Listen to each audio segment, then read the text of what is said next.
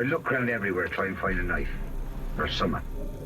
I mean, I looked at the axe. I had a chop axe, I mean, there's no way I could touch her with it.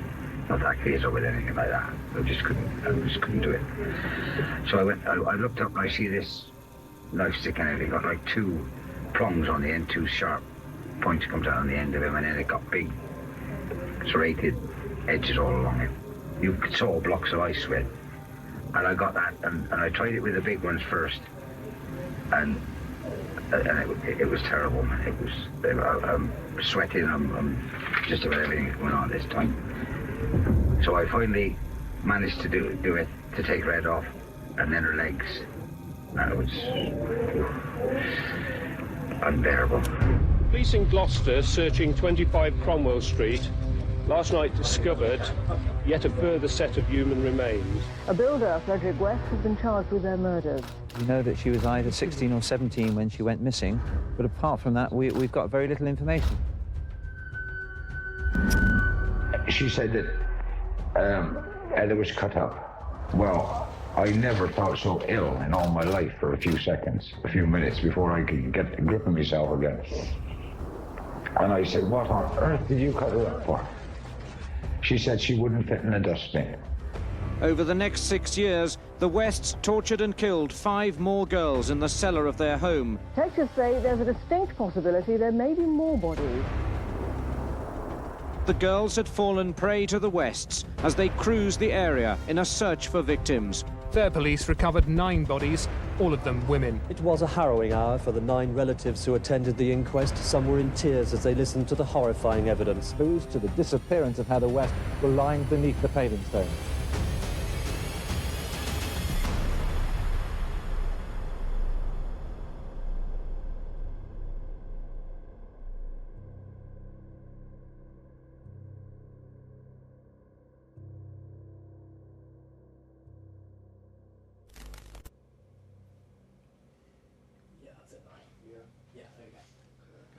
Take one. Frederick West was born in Muchmarkle, a small village on the borders of Gloucestershire and Herefordshire. His father was called Walter. His father was basically a labourer, an agricultural worker. It was a very primitive house. Well, Fred was introduced to sex by his mother in the cottage. She had a habit of what she used to call breaking in her boys, which is a habit that West himself adopted when it came to his daughters. It was a family trait. People like to think of it as somehow abhorrent and abnormal. But to Frederick West, it was absolutely what the family always did. His dad had done it, his mum initiated into sex at the age, I think, of 8, first time. And it's a cramped house. They would hang a pig in the kitchen to let the blood drain out onto the floor so they could butcher it. It was red in tooth and claw. Good evening. Rosemary West, on trial at Winchester, accused of 10 murders, today became the first witness called in her own defence. Her counsel told the court she knew nothing about and took no part in any of the killings. Rose was a child who would bash her head against the cot and the wall and keep all her siblings awake at night. While Rose's mother was pregnant, she was very, very depressed, and it's not surprising because she was having to put up with this awful violence in the home. And her husband would put salt in the food and fat in the cooker to stop being able to eat, stop the family being able to eat. Daisy Letts was depressed, I think, partly by her husband's attitude to her and the children, and also because she couldn't cope. She had electroconvulsive therapy at one point, certainly when she was carrying Rosemary, and that might have had an impact on Rose, but I suspect it didn't.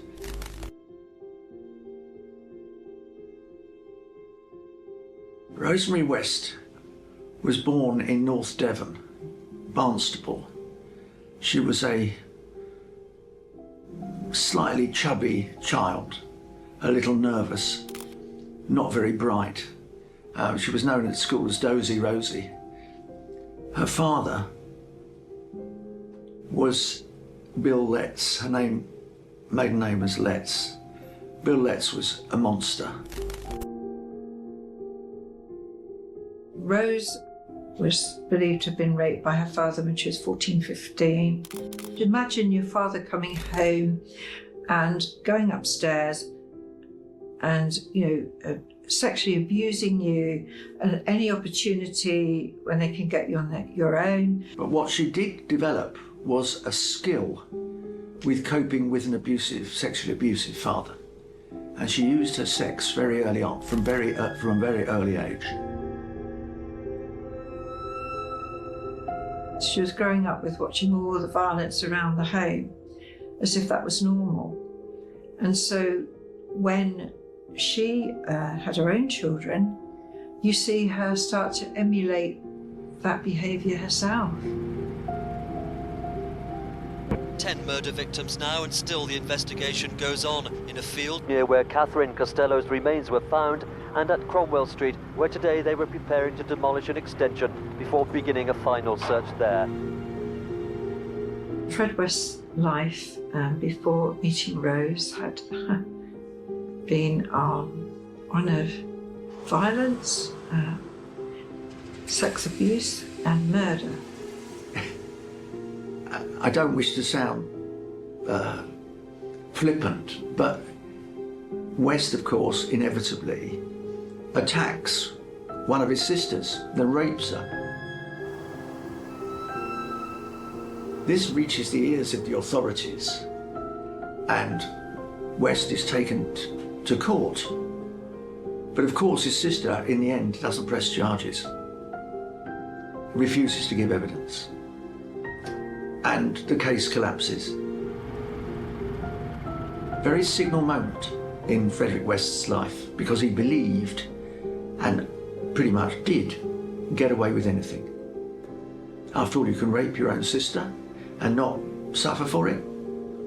I'm bulletproof. And he would see sex abuse from his father. He'd see him abusing girls in the field. Fred would have to have sex with his mother when he was 12. Horrendous. Fred basically grew up with sex all around him, and sex addiction was, I would think, a fairly natural consequence.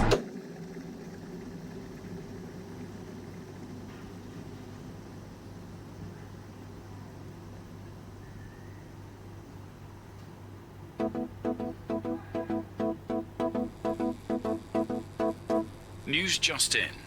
The serial killer duo, Fred and Rose West, have struck again.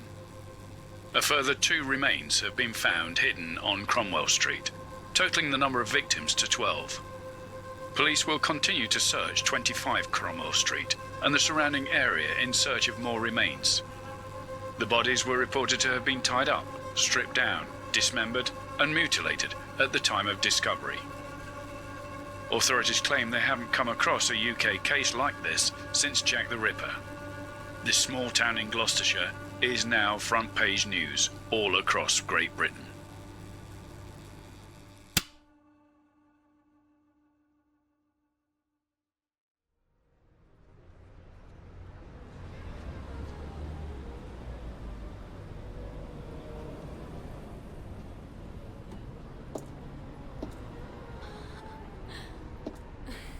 Rose and Fred first met at Cheltenham bus station. This man in a Mac came shuffling over. I think he had some problem with his leg. And she said he had very ganky teeth, he looked scruffy, but very quickly he made her laugh. Now, West had an appetite for very, very young women, as would become clear as the years passed. And he took a fancy to Rose. Rose thought he was a bit disgusting. Well, he was very smelly. But he had an incredible charm. He was always filthy. His hands were always caked in mud. and he rarely changed his clothes. He had this very sort of curly hair, but he had the most extraordinary neuro-linguistic skill. And literally, he could charm the birds off the trees.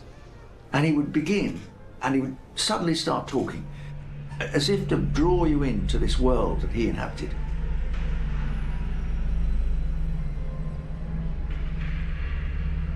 Initially, I think she was reluctant, but there was something about West, not for a moment forgiving his multiple sins and the murders, but he had this extraordinary charm. If you talk to his neighbours, for example, they always said what a cheery little chap he was. He'd always come round and help with your car, or your radiator didn't work, or you want something doing, don't worry, I'll pop in, I'll fix it.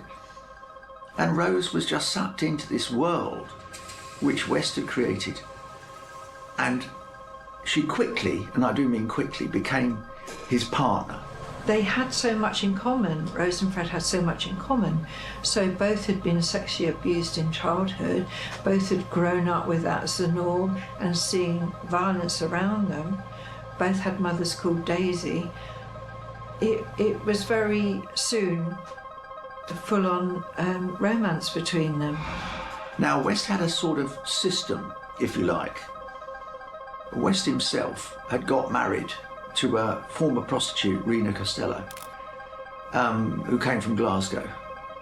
And she gave birth to a child that wasn't West's, called Charmaine, always said to be the daughter of a Pakistani bus driver in Glasgow. And then they had a daughter together, Anna Marie, West and Rena. And so West would try and entice a young woman, originally a girl called Anna McFall, and then later Rose, to become, quotes, nanny to the children. She was still very young and quite babyish herself. She wore schoolgirl socks, which she continued to wear up until the day she went to court. She had a very high babyish voice, and then she was happy to take these little children out and show them the wildflowers and play with them. It was really an excuse to have another person to have sexual relations with. I mean, West was rapacious, almost as rapacious as her father, William Letts. And there was initially a confrontation between West and William Letts over Rose, and it wasn't just about over Rose, the 15-year-old. It was over who had the sexual rights to Rose. In the end, West, being West, was a very shrewd, and he made Letts his partner rather than his competitor for Rose.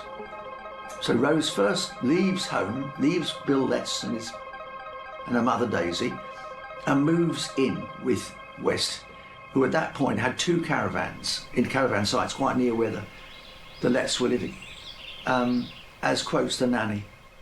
And that's how it all began.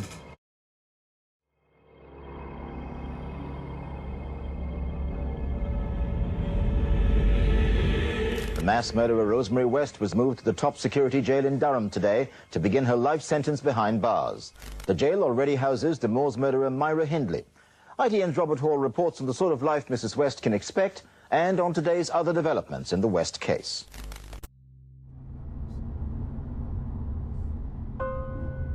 I am working out what I'm going to tell the police, how I'm going to handle it. Right? One body, fully clothed, or I thought at the first day, but no, by now I know it's cut up, so I have to make it think out why the bloody hell did I cut her up. I mean, what reason for that? Did I cut this girl up? That's why I said, well, at least it's only one. I said, so, you know, I mean, you could accidentally kill one, but I mean, I wouldn't get away with accidentally killing two, like, sort of thing. That's the thought that was going through my mind, like. So I said, well, is that it? Oh, no, she said, oh, I don't know, it was 7 or 8, 9. You know. So anyway, Rose told me where the ones in the basement was. I said to Rose, I said, well, fuck me, I've done bad at it. I said, that's fucking... You know, I've got a fucking enough here, haven't you? I'm Dr. Peter Hughes. I'm a writer, psychologist, a philosopher, and I specialise in the darker side of human behaviour. Fred West was a compulsive and obsessive consumer of pornography, prostitution. He was also a sexual sadist. And what that points to is something that's universal in the minds of serial killers, which is an obsession to control other human beings. And through that control, to degrade them, to demonstrate the power that they have, their own sense of entitlement to use human beings simply as tools of their own self-gratification. And of course, pornography, prostitution and sadism bear witness to those qualities in abundance in the life and in the mind of Fred West. Fred West was a builder, and in 1972 they moved from Midland Road in Gloucester to what became their most famous address, which was Cromwell Street. And Fred, being a builder, made alterations to the house, and so they could take in lodgers. And of course, Fred West, being a psychopath, had only one intention really in taking in lodgers. Ostensibly it was, of course, to supplement his income. But of course, once they moved into his world and into his physical space and into his home, his compulsion and his need to control and to use those lodgers for his own gratification came to the fore. Whilst welcoming the public response, senior officers are stressing tonight that until they have firm and reliable evidence, no search operations will begin. Fred, it's difficult, I think, for most people to comprehend, but Fred was not jealous sexually. He was quite happy to share Rose with whoever else might want to make love to her. And that included, in the beginning, some of the male lodgers that he took into 25 Cromwell Street. But they also, Fred had not given up his habit of trying to find nannies to look after the children. And the first real example of that when they were in Cromwell Street was they invited a girl whom they'd met, believe it or not, they picked her up at a bus stop and given her a lift. She lived in the Forest of Dean, not far away. And she was young, impressionable, so they offered her a job as the nanny. Well, Anne McFall had been a nanny, Rose had been a nanny to some extent, so she gets offered this job. But it quickly becomes clear that there's a bit more to this job than might have met the eye. In particular, she'd have to have sex with Fred and possibly with Rose as well. So Caroline Roberts lived in the Forest of Dean, and she was one of 15 children. She was picked up one night by Fred and Rose, who were out looking to pick up lemons, as Fred called them. Young girls that they could take home and lure them with the children being at home that they had by then, and then get them into their sex games and then into what Fred had prepared the cellar for, which was murder, torture and murder.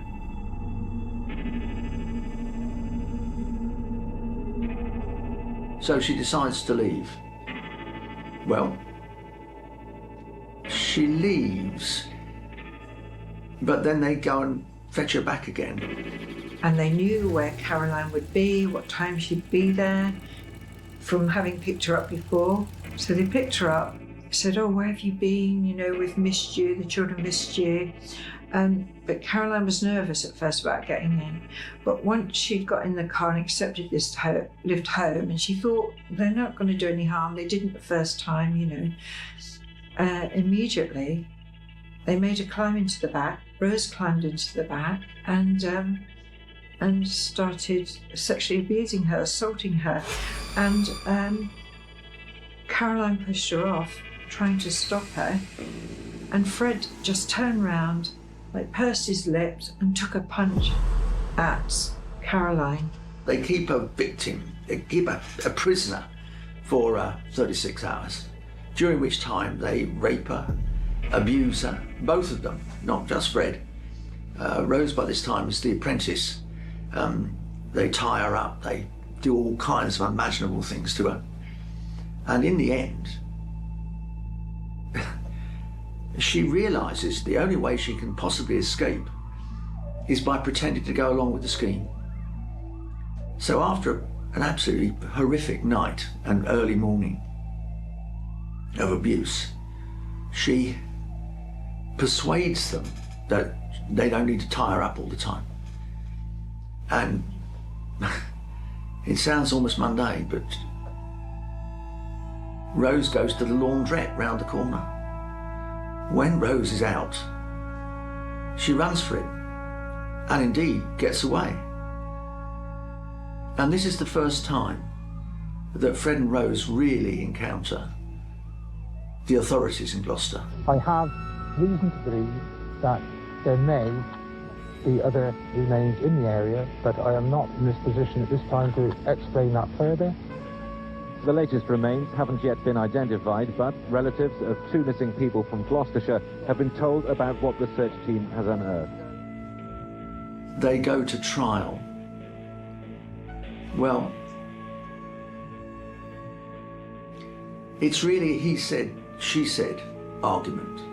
And of course, Fred and Rose, being two of them, and by this time, of course, married with children, say no, nothing, was all consensual. We don't, some people like rough sex. So what's and in fact, they get away with it. They get away with a fine.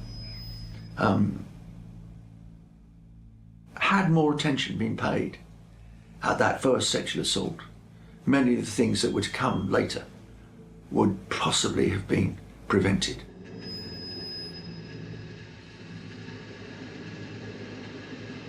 At various times, she tried to break away a little from West's spell, but it was difficult to do. He was incredibly persuasive.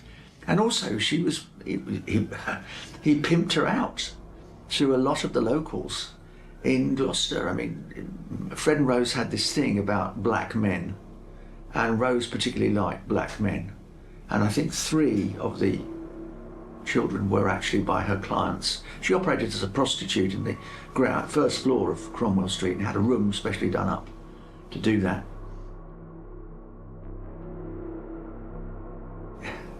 It was a collaboration in every way.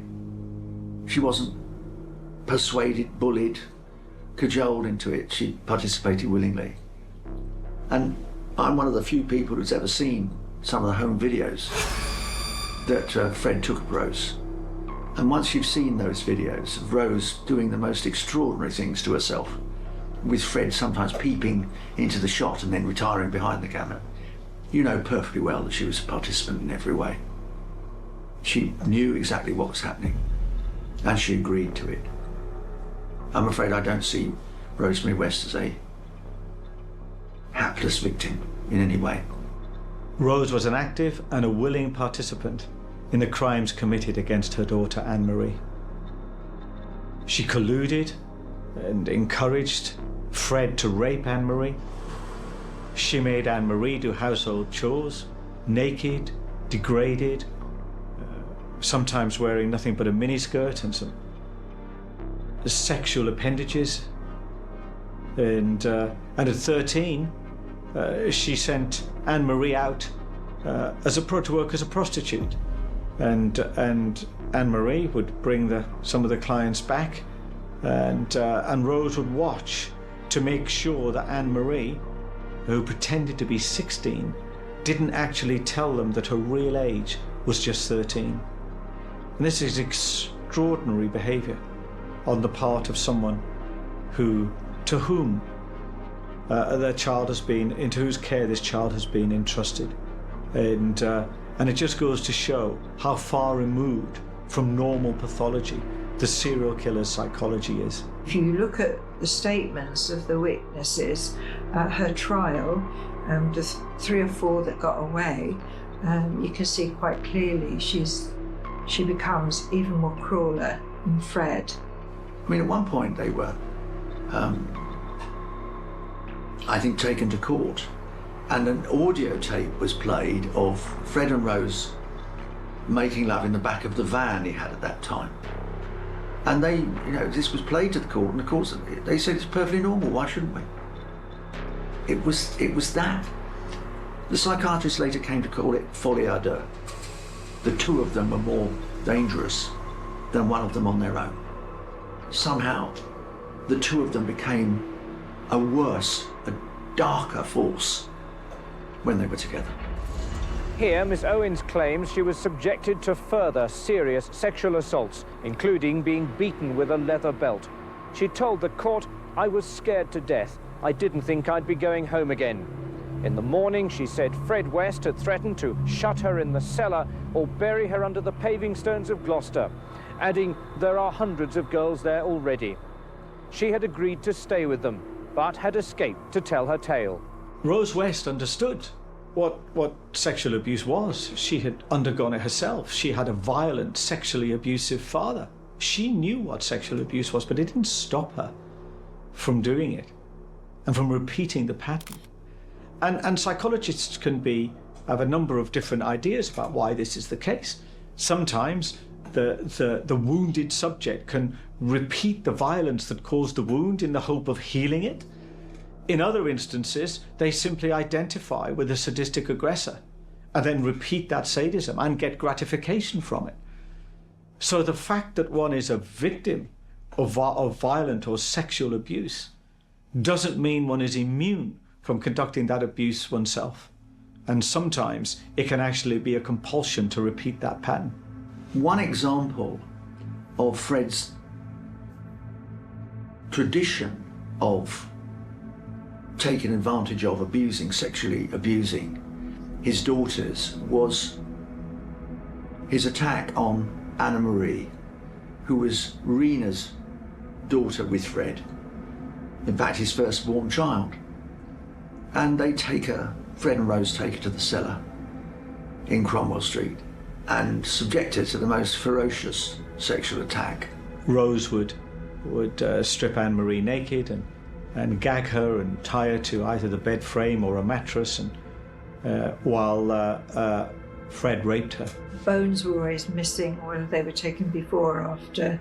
Most were taken after, but you don't know what actually happened. There was a hook. And she would explain to Anne Marie, after the degradation was complete, that what Fred was doing was just a father's job, and it was completely normal and it was completely acceptable, and that she must not say anything to anyone, which of course is the perpetual exhortation of the psychopath and the serial killer to their victims, especially when those victims are young and vulnerable, and they, by intent of the serial killer, in this instance, survive the ordeal. Do not say a word to anyone. It has a catastrophic effect on her personality, there's no question of that. And she became intensely troubled, went through various periods separated from the family and then returning to them. To this day, she's really troubled. But that brutal attack in the cellar was really a foreshadowing of what they would later come to do with the other victims that found themselves in the cellar at Cromwell Street.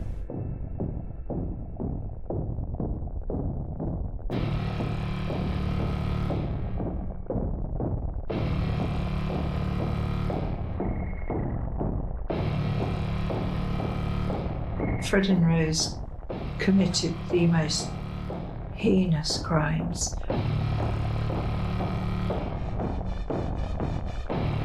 There's no doubt in my mind that Rose was the sorcerer's apprentice. Fred was the truly evil man. She became a truly wicked woman. Stripped them, tied them up. One ended up scalped, beheaded, nails removed. They would have bones removed so they couldn't run. In particular, Fred was keen on taking out kneecaps. It still sends a shiver down my spine for what happened to those poor girls in Cromwell Street.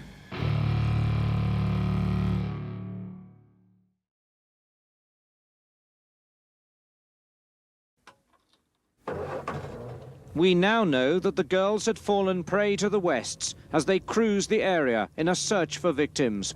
They'd even bragged to friends about their carefully laid plans. She said, when he's got a woman companion with him, it makes it easier for the victim if they go and pick up a girl.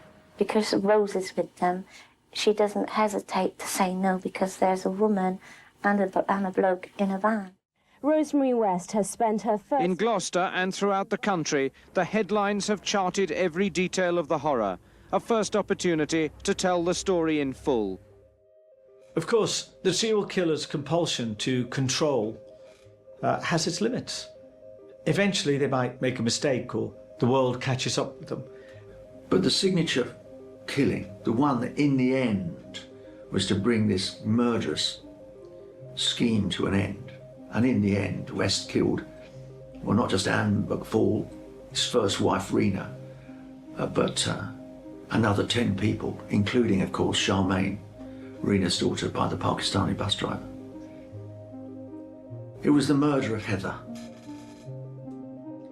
Heather was Rose's firstborn child with Fred.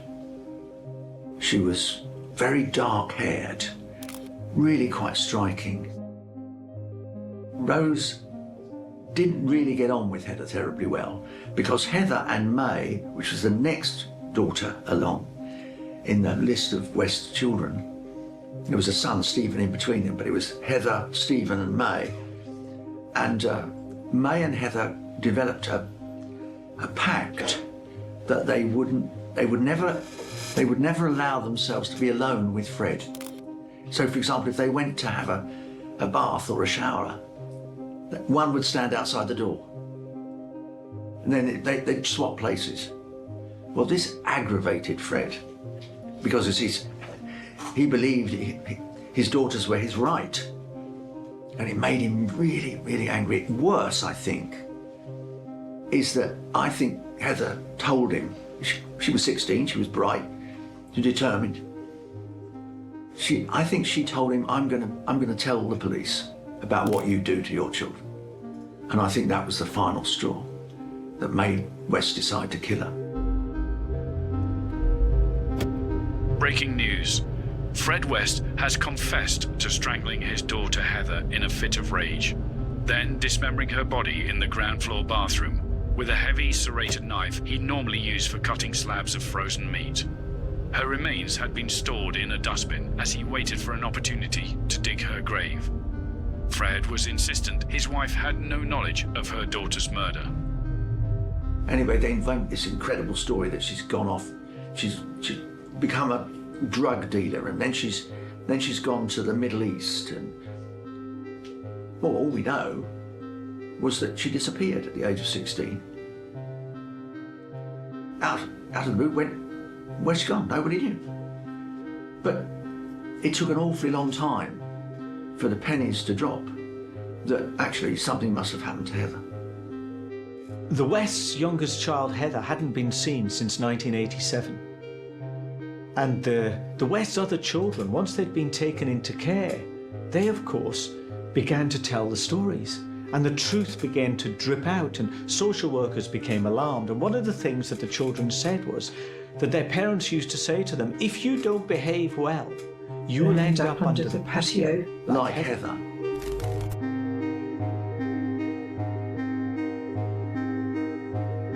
Fred had paved the garden. He was very house proud, and he paved it rather elegantly with square tiles.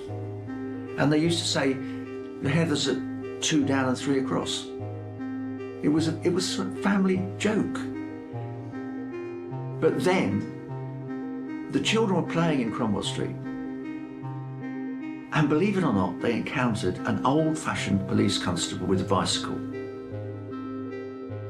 And they say to him, what would you do if one of your daughters was attacked by your father? What would you do? And he says, what? No. Well, at that point, it becomes clear that all is not exactly regular at number 25 Cromwell Street. And the social services, Gloucester Social Services, intervene and remove 5 of the children. But this eventually led to questioning what had happened to their first child, Heather, who hadn't been seen. And this is the door that opened to the conviction and the exposure of the atrocious crimes of Fred and Rose West. Certainly the biggest story since I've been here in 33 years, and it goes on, and it looks as if it's going to persist even further. I suppose it's the biggest thing that's hit Gloucester since the siege in 1643. No one's in any doubt that long shadows have been cast over Gloucester by the Rosemary West trial and the murders at Cromwell Street. Constable Savage persuades her betters at Gloucester Constabulary, most of whom knew West relatively well. Many of them used him as sort of minor informant. If he received stolen goods, he would usually ring up one of the guys, one of the detectives in Gloucester, and say, "Oh, I've got this." He boasted about it in court at one point. And they didn't take West very seriously at all. He was just a bit of a grubby old, he might be a bit dodgy, but he's certainly not a killer. But Hazel Savage was convinced he was. And in fact, she was convinced that he probably killed his daughter Heather.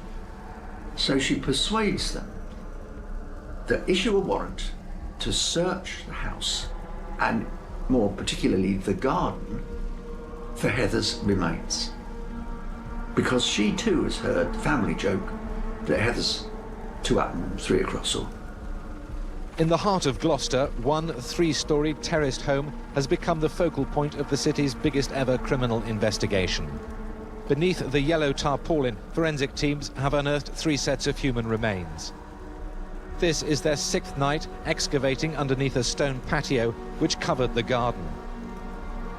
The remains of 2 further people were found in separate locations in the garden area of that address. At this time, for the most part, inquiries are continuing outside of the county, and it's believed that these people were alive until at least 1978.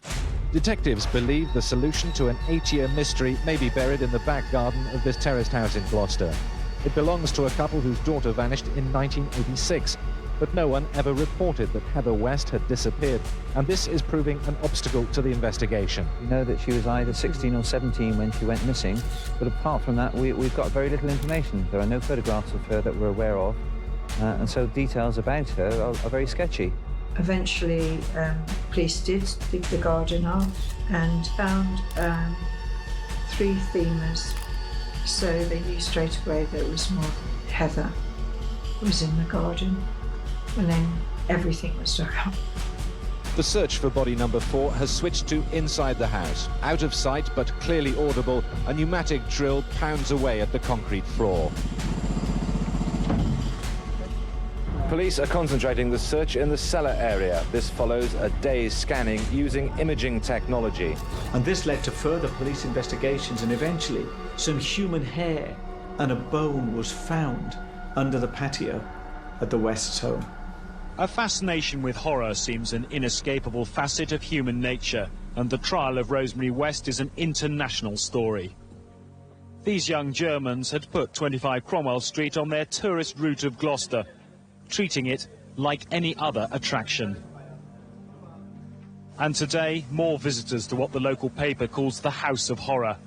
Royale Robinson, whose daughter Shirley Ann was found in the garden along with her unborn child. Mr. Robinson now lives in Germany and had flown back with a documentary team to visit the place where she was killed by Frederick and Rosemary West. But the press are already working on finding the next 25 Cromwell Street. This time it's a car park in Gloucester, which it's claimed is the resting place of further victims. The speculation points to 16 others. Body's that way, head's this way. The police, while happy to give the media interviews with those officers who are involved in the investigation, are not quite so keen on the amateur sleuthing that's also going on. We excavated enough soil to construct an Olympic-sized swimming pool to look for one set of human remains when we were told pretty much where they were. Now, to say there may be bodies on a particular location, but it could be covering several acres, is not a sensible proposition to take spades and forks out there and start digging. And we need to be very clear about what we're trying to do and keep that in mind and keep our feet on the ground. While officers who are also involved do not believe that there will be any more breakthroughs on this case unless Rosemary West cooperates. If she becomes an open book, obviously there's massive importance on going back, but if she still maintains the stance that she's got at the moment, there is little point in going to see her, because she has been totally and utterly disinterested and unhelpful throughout the inquiry, and if she maintains that stance, what is the point in going to see her? The Thursday night, well, police arrive on a Thursday, and Rose is at home, she's watching television. And Stephen, their eldest son, is with her. and so's May, now the oldest surviving child. And they phoned Fred up, who's working some way away, not that far, 15 miles away, and say, you've got a mobile phone, you better come home, Dad. Oh, okay, I'll be home. The police are here. Rose is furious. Okay, well, 3.5 hours elapse before Fred gets home. We don't know where he went, although I believe, and I think a number of other people involved with the case believe, that he went to conceal some other bodies, but never mind. We'll never know for certain. When he eventually gets home, he's taken to the local police station and interrogated about where's Heather. Well, if you're digging up my garden, you better put it back. Heather's nowhere to be seen, she's gone, disappeared. Yes, okay, Fred, but no, I'm not having anything to do with it. You've got to put my garden back.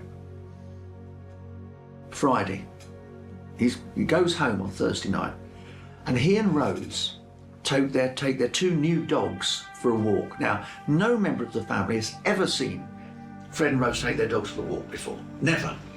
Anyway, they walk down Cromwell Street, and there's a park at the bottom. And they take the dogs for a walk in the park, and they come up with what I think was the scheme they hoped would work, which is that Fred would take the blame, and Rose would say, I didn't know anything about anything.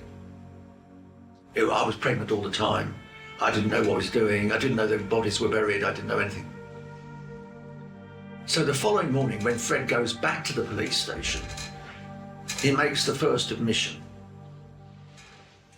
I may have killed her, Heather. But as they continue digging, there's no sign of Heather. So he retracts the confession. They keep digging. He's adamant, no, she's a drug dealer, or she's in Dubai, or typical Fred. Endless stream of conversation, neuro-linguistic skill. It's only when they finally, and it's now he's been at the police station for 36 hours, they finally find, it's pouring with rain. It's a miserable, miserable day, and the police are digging up the garden of Cromwell Street. And they find not one human thigh bone, but 3. It's a memorable moment in the case when they go back to Fred and said, well, Fred, we found bones in the garden. Oh, really? Well, unless Heather's got 3 legs, there's more than one body. He said, oh, yes, and it could be that girl Shirley who caused Rose such a lot of trouble. Eventually, it turned out, of course, there were 3 victims buried under the garden in Cromwell Street, and 6 more victims buried under the cellar, which had been the kids' playroom. It's difficult to imagine. Fred kept all the bodies because he regarded them as his. They were his trophies, his handiwork. He was immensely proud of them in his own distorted way, and lived in a world that he'd created for himself. It was bedsit land, you know. You'd see a girl there the one day, and there's mostly young women that were living in the flats, in the bedsits. So they were like here 2 or 3 months they might stay, a couple of weeks here, gone one, gone. So it was very hard. It was just like they moved on, you know. The West's victims came from far and wide. They were snared by a seemingly innocent couple in an ordinary car who would offer them a lift. The couple had already been convicted of a sexual assault on a former nanny who they'd picked up, bound with tape in a similar way to that found on the murder victims, and then subjected to a horrific attack, with Rose West taking a leading part. They even told a neighbour about picking up women together after she'd been babysitting for them. One of the defining characteristics of a serial killer and a psychopath is to abuse power. And they crave power. They have an extraordinary hunger for power, and power over another human being. And they can get extremely frustrated when their sense of entitlement finds itself blocked, and doesn't matter what they feel entitled to, status, acknowledgement, sex, whatever it is that they want, Human beings are simply obstacles in the way of that. So I think it's extraordinarily common for serial killers to feel an intense sense of frustration at when other human beings simply don't give them what they believe they're entitled to. Fred, in the end, well, he hoped he would make. He hoped he'd be able to leave Cromwell Street to Rose, which is why they came up with this plot, that he would take the blame for everything and she would just say she didn't know anything.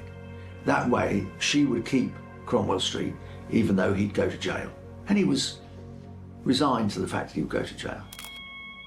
But he also told the police where Anne McFall and Rena's bodies were buried, in the fields near his childhood home in Marshmarkle, and they began an enormous search, digging. So they dug up the garden in Cromwell Street, then they dig up the cellar, find 6 small bodies under the cellar floor. They're looking for Charmaine, so they go to 25 Midland Road and eventually find Charmaine's remains. And they dig up 2 fields near Marshmarkle. They find Rena West's body quite quickly, but it takes them nearly 8 weeks to find Anne McFall. They dig a hole the size of an Olympic-sized swimming pool, about 6 feet deep, before they finally find the remains, which Fred had told them were there. That's how they found the bodies. Police in Gloucester, searching 25 Cromwell Street, last night discovered yet a further set of human remains.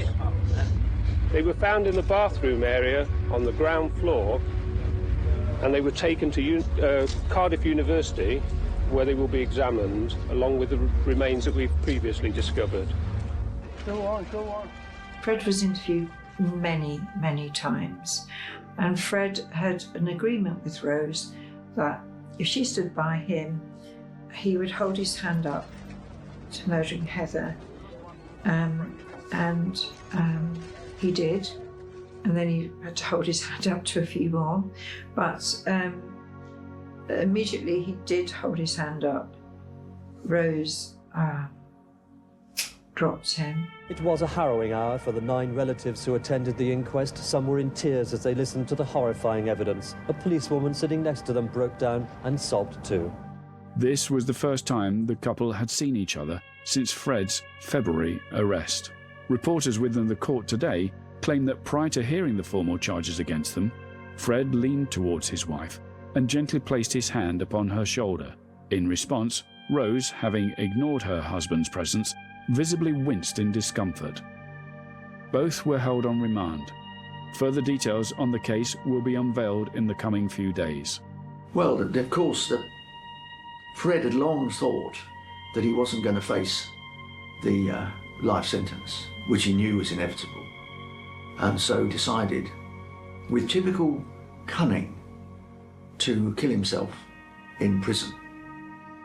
He did it on the 1st of January 1995. Mr. West's death is undoubtedly an embarrassment for the prison management here.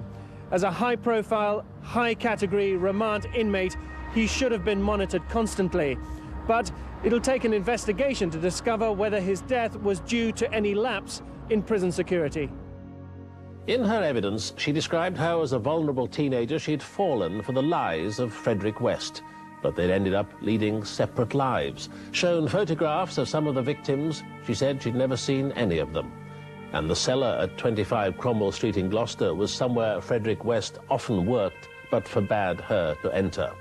Frederick West committed suicide in jail 10 months ago. And in a typically sly way, he endeared himself to the prison authorities while he was on remand at Winson Green. And he would do laundry for the other prisoners. And they'd bring him things to, mend his shirt or, and he was adept at it. And they would bring him bags of laundry and he'd do the mending. And he decided to make a noose, partly from the blankets around his bed, with the aid of the needles they'd given him. He created a noose, and above his cell door there was a mesh heating grill, and he looped the noose he'd made through the grill and put it around his neck. But he didn't take the chair. No, Fred was too shrewd for that. He didn't take the chair because when he kicked it away, it would clearly make a noise and someone might come. He stood on the bag of laundry,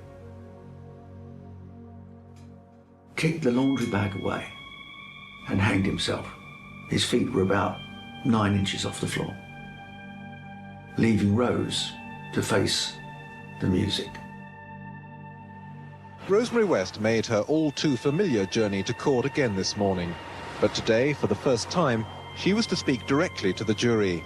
Shown photographs of 5 of the women she's accused of killing, Mrs. West said she'd never seen them before.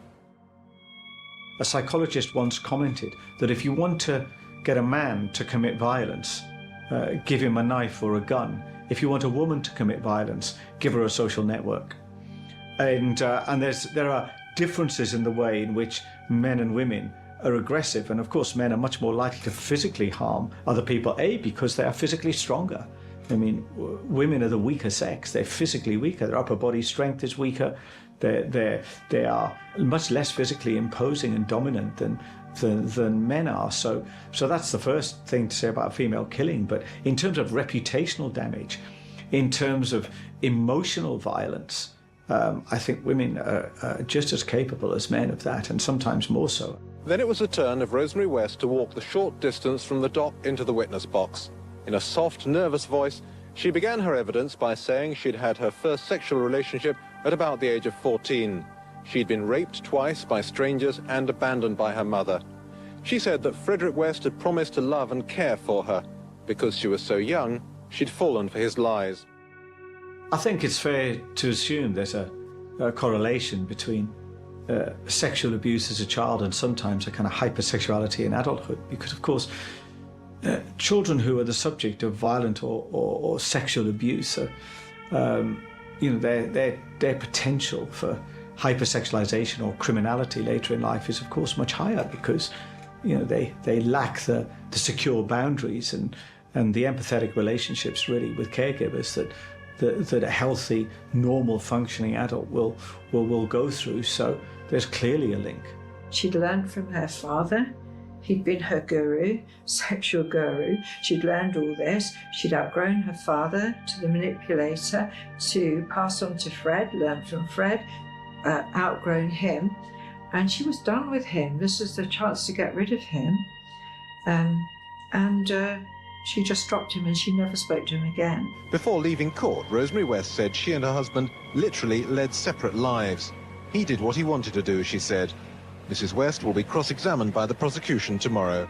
Violence and serial killing is not the preserve of men. Of course, men are overwhelmingly the perpetrators. Maybe 85–90% of all serial killers are male. But females are capable of committing atrocious crimes.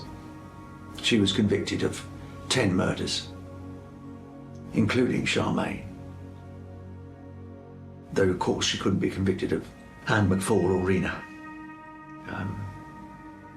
She is the most prolific female serial killer in British legal history. In October 1996, number 25 Cromwell Street was demolished. Now another address in suburban Britain emerges with its own horror. And just like the West's home, its history will never be truly erased.